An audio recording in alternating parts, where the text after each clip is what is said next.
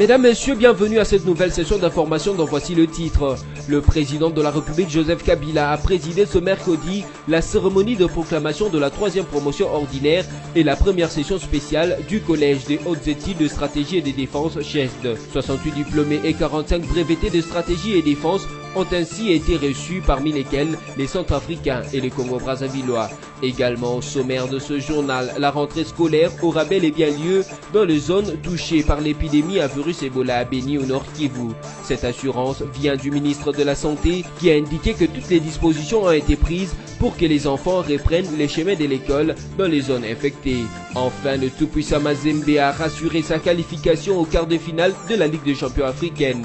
Tenu en échec par les Marocains Dedifa Hassani El Jadida sur le score d'un but partout, les Congolais ont quand même été qualifiés en quart de finale en gardant la tête de leur groupe.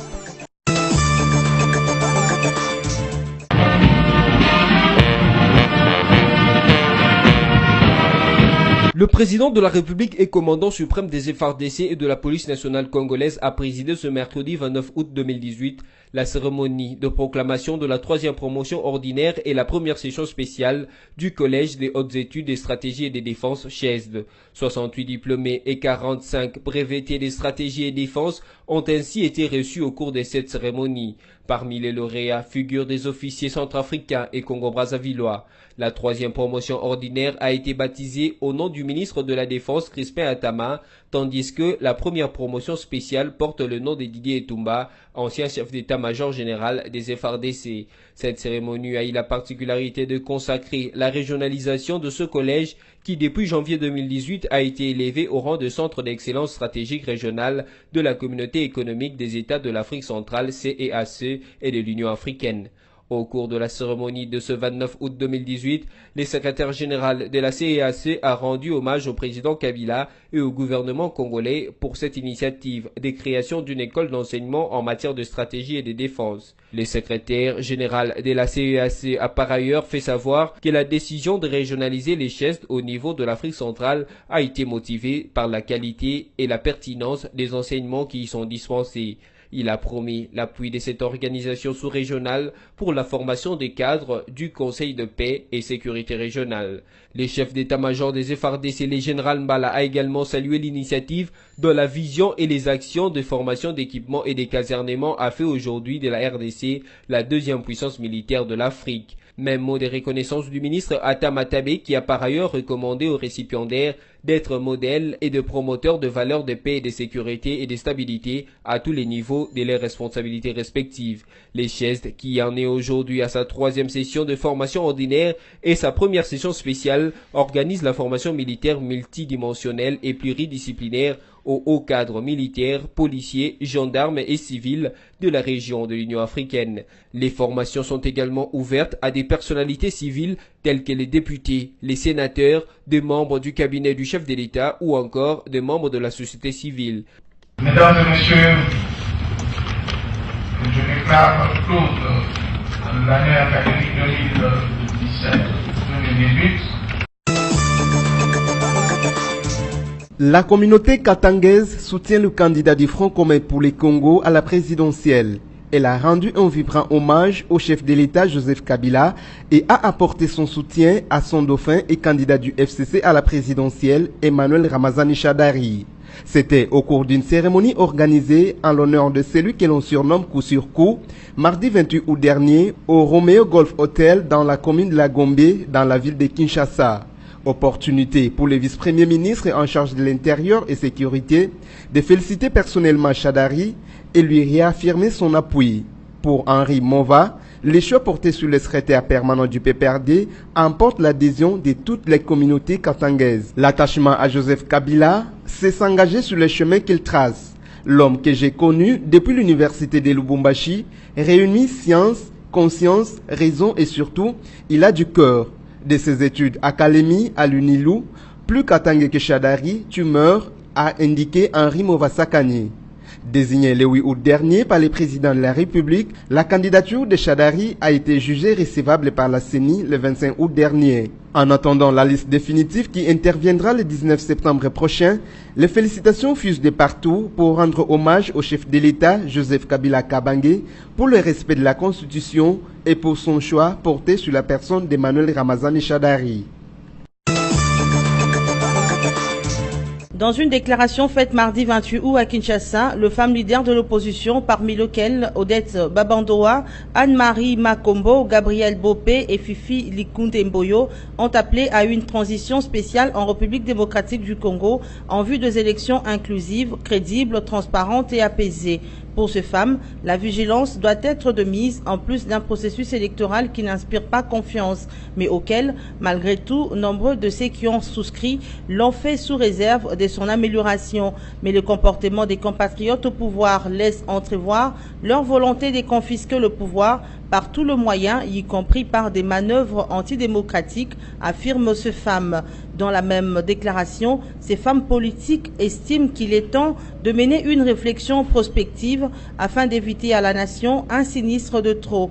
Par ricochet, elle ne démontre et ne propose aucun terme de référence, moins encore comment s'y prendre pour y arriver. Lorsque l'on sait que pour la CENI, le 23 décembre, le pays est prêt à offrir au peuple le 3e cycle électoral. Par ailleurs, la majorité présidentielle pense quant à elle que le processus est transparent et rien ne peut empêcher à la CENI d'appeler aux urnes. Pour ce qui est des invalidations, la Commission électorale nationale indépendante n'a fait qu'appliquer la loi, soutient Ferdinand Cambéré, secrétaire général adjoint du PPRD. Dans le souci de s'assurer de la vérité des urnes pendant et après les élections du 23 décembre 2018, l'Église catholique de la République démocratique du Congo attend déployer 40 000 observateurs au moment opportun sur tous les territoires nationaux. C'est ce qui ressort du communiqué de la Conférence épiscopale nationale du Congo (CENCO) rendu public le lundi 27 août 2018.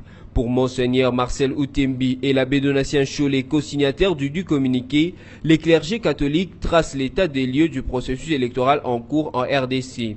Une évaluation que la CENCO a récemment élaborée et présentée au Conseil de sécurité des Nations Unies. Les prélats catholiques ont aussi salué l'action posée par le chef de l'État Joseph Kabila en désignant son dauphin à la présidentielle du 23 décembre de l'année en cours. Néanmoins, la CENCO émet quelques recommandations à la CENI et au gouvernement pour la garantie du processus électoral, notamment la publication dans un bref délai des listes provisoires des personnes enrôlées ainsi que la recherche d'un consensus pour l'utilisation ou pas de la machine à voter.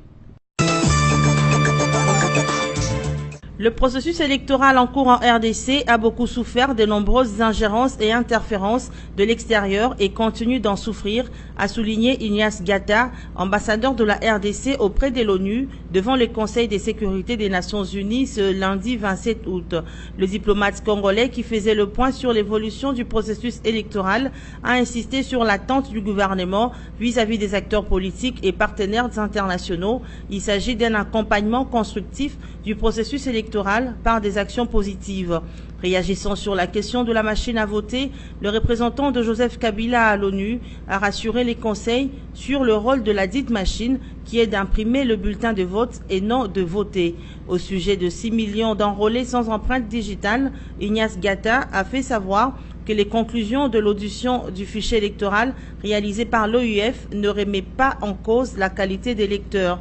À la question de la décrispation du climat politique, le diplomate congolais à l'ONU a fait savoir que le gouvernement a déjà pris une série de mesures pour répondre aux exigences formulées dans l'accord de la Saint-Sylvestre et ces mesures sont déjà en œuvre, précisément dans son volet de libération de prisonniers politiques. Le diplomate congolais n'a pas manqué d'exprimer la volonté du gouvernement de la RDC de poursuivre les efforts engagés pour conduire le processus électoral jusqu'à son terme. Élection provinciale, Batumike sera invalidée, a rassuré Corne Nangaa. Le président de la Commission électorale nationale indépendante, CENI, a assuré à l'agence France Presse que la candidature de M. Frédéric Batumike Rugimbanya, condamné à perpétuité pour crime contre l'humanité, sera invalidée. Ceci après les tollés que sa validation a suscité dans l'opinion congolaise et du monde entier. Pour Corneille Nangaa, son institution a été informée de sa condamnation avec retard. Nous avons été informés en retard de sa condamnation. Batumike sera invalidé, a dit Corneille Nangaa, cité par l'AFP. Pourtant condamné à la perpétuité en deuxième instance par la Haute Cour militaire de Kinshasa, les noms de Batumike figurent sur la liste des candidats députés provinciaux dans les territoires de Kabaré au Sud Kivu. Situation qui a indigné les défenseurs des droits de l'homme de la province du Sud Kivu. Peu avant, la nouvelle dynamique de la société civile avait déjà exprimé toute sa désagréable surprise par rapport à la validation de ce chef de milice et cadre du Parti des Conventions des Congolais Unis, CCU, du ministre Lambert Mende. Son président national, Kijana, a dénoncé par ailleurs la légèreté de la CENI. C'est depuis le mardi 28 août qu'une plainte a été déposée par la plateforme Ensemble de Moïse Katumbi contre le maire de la ville de Goma pour restriction des manifestations de l'opposition. C'est devant le procureur général de la République près la cour d'appel de Goma que cette plainte à charge du maire de la ville de Goma a été déposée. Ce regroupement politique de l'opposition motive sa démarche par une mesure de 2 vitesses qui est devenue courante lors des manifestations publiques dans la ville de Goma. S'appuyant sur l'article 26 de la Constitution qui garantit la liberté des manifestations, les membres du mouvement Ensemble sont au regret de constater depuis un certain temps une restriction systématique des manifestations publiques des opposants par le maire alors que les partis et regroupements proches du président Kabila font des meetings sans être inquiétés, peut-on lire dans leur plainte. Dans la correspondance adressée au procureur, Ensemble fait allusion au meeting annulé le 3 août à l'esplanade du stade de l'Unité que devaient animer les députés Nzangi Butondo pour soutenir la venue en RDC de Moïse Katumbi. Motif avancé par le maire, les manifestations publiques étaient interdites. Chose étonnante, quelques jours plus tard, c'est le gouverneur qui tiendra un meeting populaire et privé à l'esplanade de l'ONC à Goma pour soutenir la candidature de Chadari à la présidentielle, rappelle Ensemble. Ainsi, ces regroupements politiques attendent donc une bonne action du procureur de la République, garant du maintien de l'ordre public et du respect des lois. Cela afin que cette action judiciaire contre le maire serve d'exemple à des générations futures, déclarent les responsables d'Ensemble. Contacté par les médias locaux, le maire de la ville de Goma dit attendre cette plainte. Toutefois, il estime que la personne qui devrait être traduite en justice, c'est le gouverneur. Il y aura bel et bien rentrée scolaire, même dans les zones touchées par Ebola. Le ministère de la Santé publique a assuré le mardi 28 août que toutes les dispositions sont prises pour une rentrée scolaire sécurisée dans les zones de santé touchées par l'épidémie à virus Ebola à Beni au Nord Kivu. Pour le Dr Ndolo Kobate, le volet de protection et contrôle de l'épidémie dans les milieux publics hospitaliers est mis en place. Cette protection est aussi mise en place dans les milieux scolaires vu que la rentrée des classes est prévue pour le 3 septembre prochain. La Direction générale de la lutte contre Ebola et les autorités scolaires se préparent pour protéger encore mieux les enfants qui aujourd'hui n'ont aucune protection face à l'épidémie à virus Ebola. Il est important de rappeler que, dans une déclaration faite le mercredi 22 août dernier, la société civile de Beni avait plaidé pour les reports de la rentrée scolaire dans ces territoires. Elle dit craindre que les mesures adéquates ne sont pas prises pour protéger les enfants dans les milieux scolaires contre cette épidémie qui sévit dans cette contrée. Face à cette inquiétude, le docteur Baté a promis que le ministère de la Santé publique allait mettre en place les dispositions de lavage de mains avec de l'eau chlorée dans les écoles pour mieux protéger les enfants. Il s'est dit satisfait qu'en dehors de ces dispositions qui sera mises en place, tous les piliers de la riposte soient installés. Pour la vaccination, il a précisé que le ministère de la Santé a déjà franchi la barre de plus de 4000 personnes vaccinées. Qualification au quart de finale de la Ligue des champions africaine, le tout-puissant Mazembe a fait l'essentiel mardi 28 août 2018 face au club marocain des Difa Hassani El Jadida en concédant un nul d'un but partout au stade de Kamalondo à Lubumbashi. Par ce score, le Corbeau Louchois ont assuré leur première place du groupe B avec 12 points, synonyme d'une qualification au quart de finale de la 22e édition de la Ligue des champions de la Confédération africaine de football.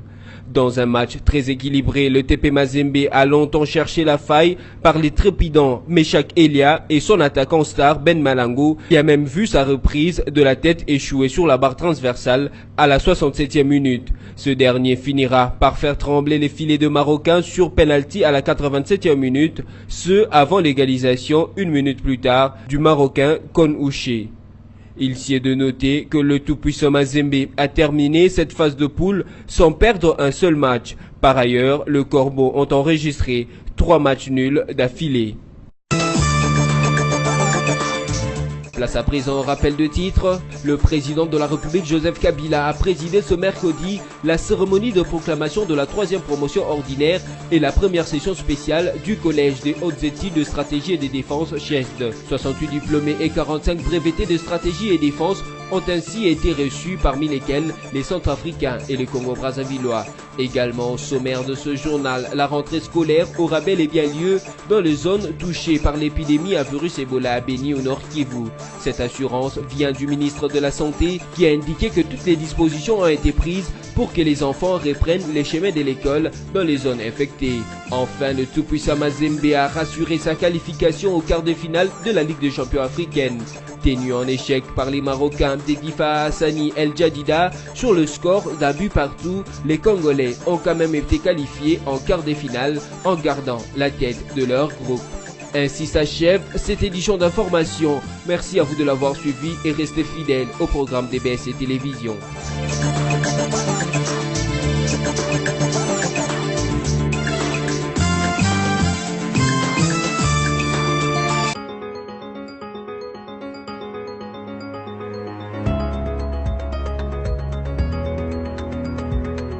Mesdames, Messieurs, bienvenue à la lecture de journaux parus en ligne ce mercredi 29 août 2018. Démarrons cette revue de presse avec le site d'information Congo Virtuel qui titre « Passeport Gate, faux fouillant sur Joseph Kabila ». À l'instar des candidats en difficulté avec la CENI pour diverses raisons et qui s'en prennent à Kabila, deux affidés de Moïse Katumbi, donc vacradio.com et la Prodec exhument la vieille intox de Mbanda sur la nationalité de Kabila dans l'espoir de détourner l'attention sur la procédure judiciaire ouverte à Bruxelles contre leur champion, justement en rapport avec la falsification de son passeport confisqué à Zaventem depuis juin 2018. Dans leur maladresse, cependant, ils exploitent une vieille thématique mais en n'apportant aucun élément de démonstration ni de confirmation. Comme si cela ne suffisait pas, voilà qu'une intox s'invite dans les réseaux sociaux pour attribuer au président de la République démocratique du Congo des multiples passeports qu'il aurait utilisés à différentes étapes de sa vie.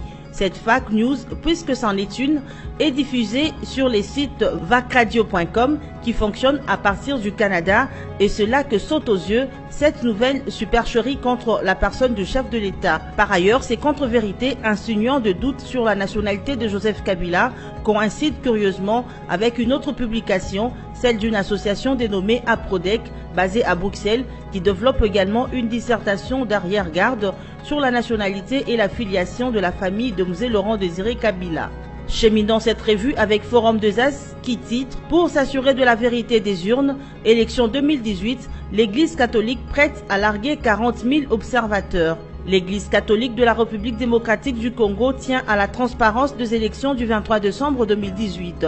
Déterminée à s'assurer de la vérité des urnes, elle vient de mobiliser 40 000 observateurs qu'elle entend déployer le moment venu à travers le territoire national. C'est du moins l'essentiel de la déclaration de la conférence épiscopale nationale du Congo diffusée le lundi 27 août dernier. Dans cette communication qui porte la signature de Monseigneur Marcel Outembi et de l'abbé Donatien Cholet, respectivement président et secrétaire général de la SENCO, le clergé catholique dresse l'état des lieux du processus électoral en cours. Une évaluation qu'elle a récemment élaborée et présentée au Conseil de sécurité des Nations Unies. Bouclons cette revue de presse avec Okapi.net qui titre « CPI, l'accusation de taille le massacre de l'ex-chef de guerre Tanganda ». L'accusation adressée mardi, un tableau épouvantable des exactions présumées commises sous les ordres de l'ancien chef de guerre congolais Bosco Ntaganda en 2002-2003 à l'ouverture devant la Cour pénale internationale de la dernière phase de son procès. Surnommé Terminator, Ntaganda doit répondre à 13 crimes de guerre et de 5 crimes contre l'humanité commis en Ituri dans l'est de la République démocratique du Congo, pour lequel il a plaidé non coupable en septembre 2015. Il est accusé d'avoir commandité des meurtres, pillages et viols commis par ce troupe en 2002 et 2003. Cette revue de presse est terminée. Merci pour votre attention soutenue.